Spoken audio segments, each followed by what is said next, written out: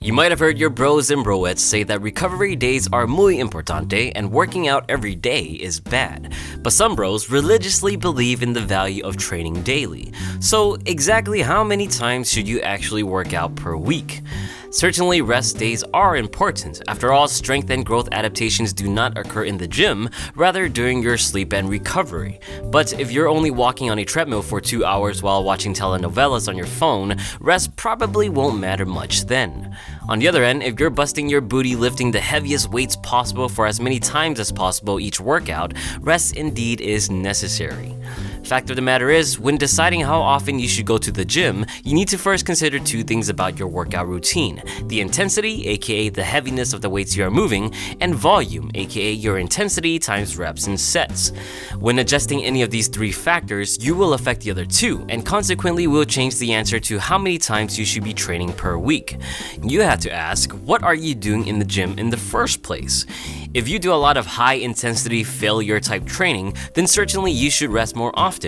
In terms of strength goals, you'll typically lift very heavy weights, thus become fatigued and demand more recovery. In terms of building muscle, volume is the ultimate factor dictating growth. And if you're familiar with my reps and sets video, you might have the impression that more volume will indeed mean more gains. Unfortunately, more is not always better. As you ramp up volume, your fatigue levels will raise just as it does with high-intensity training. If you forego adequate rest, your body begins overreaching, where fatigue increases and performance suffers. Continue to avoid rest and you begin overtraining, at which point you'll be happy to even be energized enough to pick up your spoon to eat breakfast. Some studies also show that a threshold of volume exists, meaning that at a certain point, adding more volume isn't going to do you any good anyway, not to mention soreness, which can easily cut down your performance. All this being said, typically you want 48 hours of rest in between training, as studies do show that muscle protein synthesis will run its course in this time frame. But that doesn't mean you have to skip the gym entirely during rest. One of the more popular ways of maximizing recovery and training is through a bro split. You're training a subset of muscle groups on one day and then a different subset the next day. The intention is to rest one set of muscles while training the others. Generally, bro splits involve splitting your pull movements, like pull-ups and back rows, from your pushes, such as bench and shoulder presses. And somewhere in between, you throw in legs, or at least try.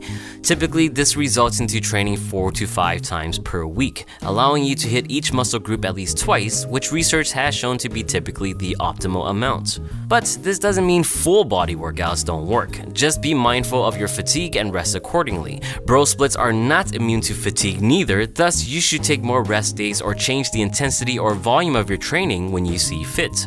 If you're just interested in the research, then here's a breakdown. Generally, the studies tend to agree that training at a moderate intensity between 60 to 75% of your 1 rep max, with roughly 4 sets of 8 to 12 reps of each muscle group 2 times a week, with some exceptions for 3 times, will be best for muscle gains. For muscle strength, training at a slightly high intensity of 80 to 90% of your 1 rep max, with a range of 4 to 8 sets per muscle group 2 times a week, will suit the majority of the population. And that's roughly 4 times a week on a split.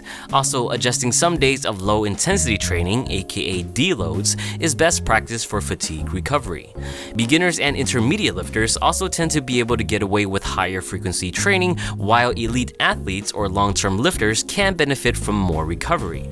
So honestly, the amount of times you train can vary quite a lot from person to person.